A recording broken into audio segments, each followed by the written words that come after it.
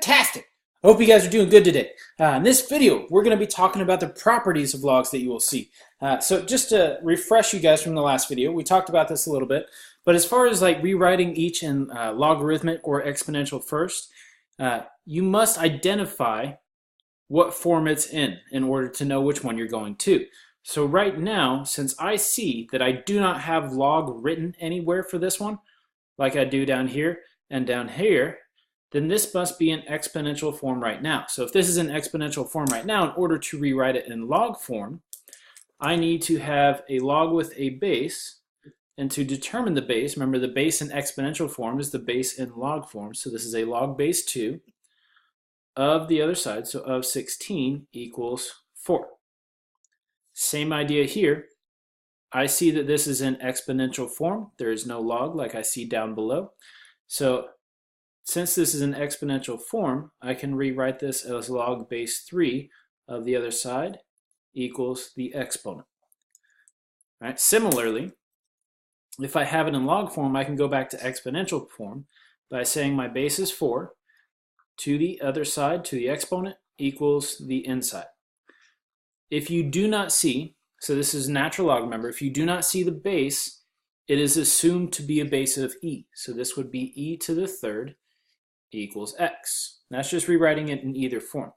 So what we can do, knowing what we know now, is we're going to be able to evaluate some logarithms without even using a calculator. It's not too bad, because all this means, let's say we don't know what it equals. I have no clue what this is equal to.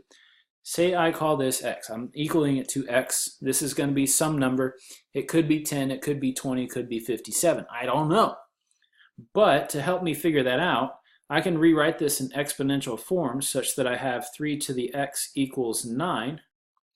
Well, 3 to the what is 9? 2? Yeah, good job, Cora.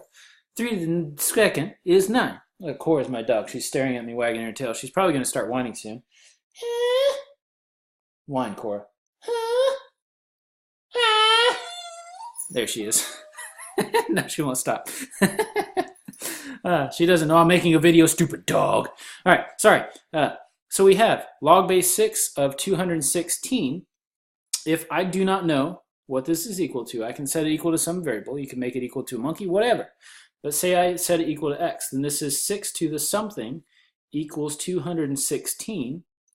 Well, without a calculator, I know that 6 to the third is 216. Don't worry, quiz and test will make these numbers smaller. But you can check it in your calculator if you don't believe me. 6 to the third is 216.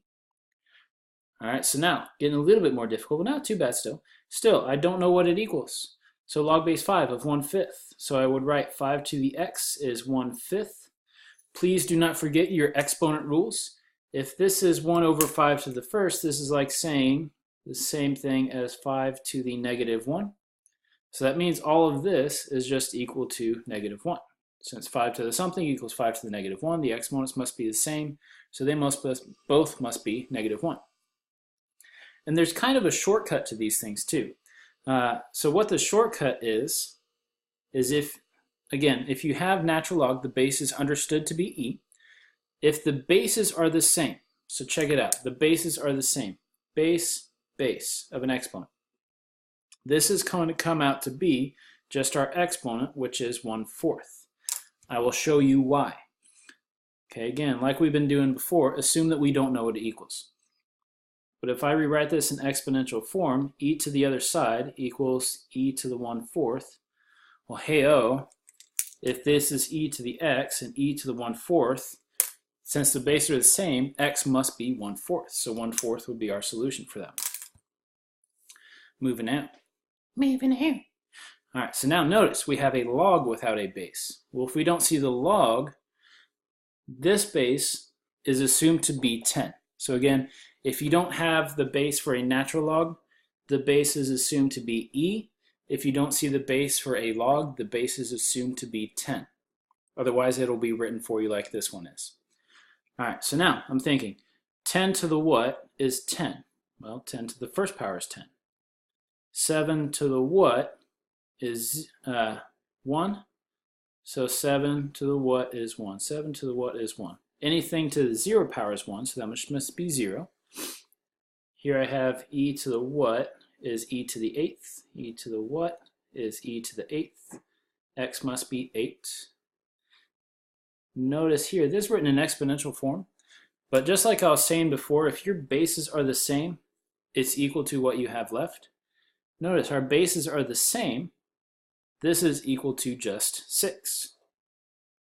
The reason that is, this is in exponential form. So say I don't know what this equals. So if I don't know what this equals, then I can say that this is ln base e, because my base is e, equals the other side, equals the exponent, so ln of 6. Therefore, x must be 6. Since I have natural log of something equals natural log of something else, the insides must be equal for that to be true. All right, moving on. Again, it's useful knowing that we can get the bases to be the same. So here, the bases are the same. This is just 3. Here, I can make these bases be the same because I know 27 is 3 to the 3rd. And if I want to have a fractional answer, then I have log base 3 of 3 to the negative 3rd. Since the bases are the same, this all is just negative 3. This one's a little bit trickier, so it will be the next one, but it's not too bad. I don't know what it is, so it's 1/2 to the something equals 8.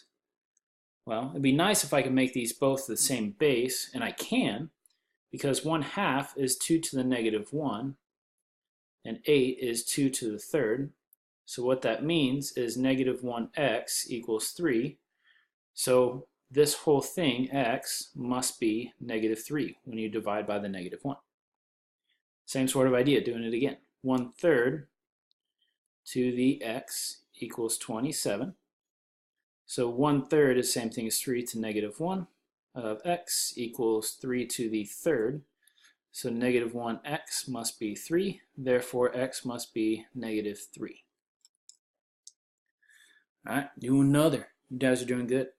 We have log base 4 of 1 over 64. If we can get the bases the same, log base 4 of 1 over 4 to the 3rd. It's just the same thing as log base 4 of 4 to the negative 3rd. Since the bases are the same, it's equal to the exponent, which is just negative 3. Here we already have the bases the same, so it's equal to the exponent, which is 1/6.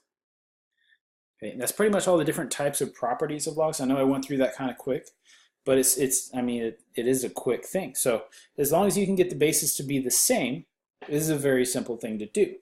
So again, if the bases are the same, it is the exponent, because 10 to the 1st is 1.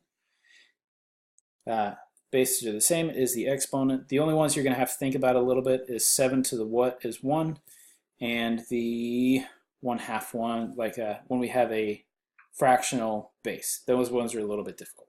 I can understand that. All right, next thing we're going to be talking about is the change of base property. This is all going to be done in your calculator.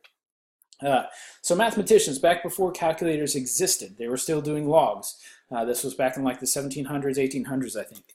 I could be wrong about that, so don't quote me on it. I'm sorry if I am. But they had like tables of like log values. They did a whole bunch of calculations.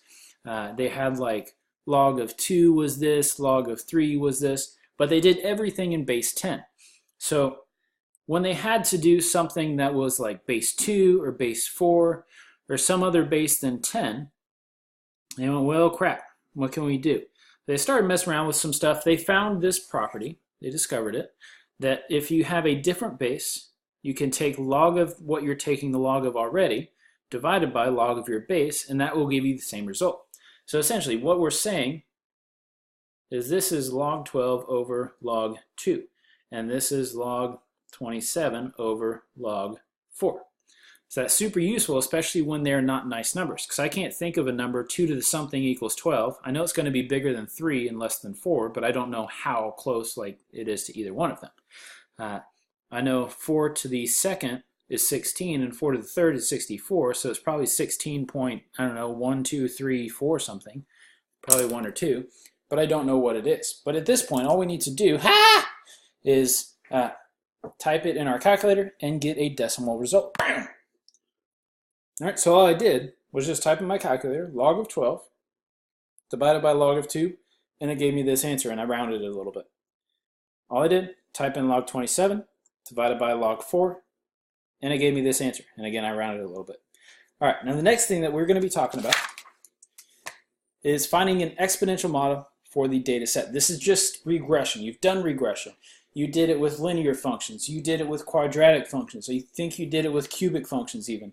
I don't remember, I'm sorry. But exponential, this is just where you go in your calculator, you click stat, and then you click edit, and then you put in your list. You have your x values, you have your y values, and then once you put it in your list, you have stat again, and then you go over to calc, except this time you will choose exponential regression. So you're looking for EXP, REG. This is the type of regression that you will do. Once you type all of this in, it will give you out the equation, this equation. All right. And once we have that, we can use this to predict something happening in the future. Say when like x was 24 or something like that, we can put in 24 and it'd be 8.02 times 1.83 to the 24th power. But finding the models is like finding data that we have acquired through some means. All right, hopefully this video was helpful for you guys. Please, please, please, a million times, come ask me questions. Y'all don't ask me enough questions. That didn't make sense. Y'all don't ask me enough questions. I want to be able to help you. If I can't help you if you don't ask me, let me help you, please. Bye-bye.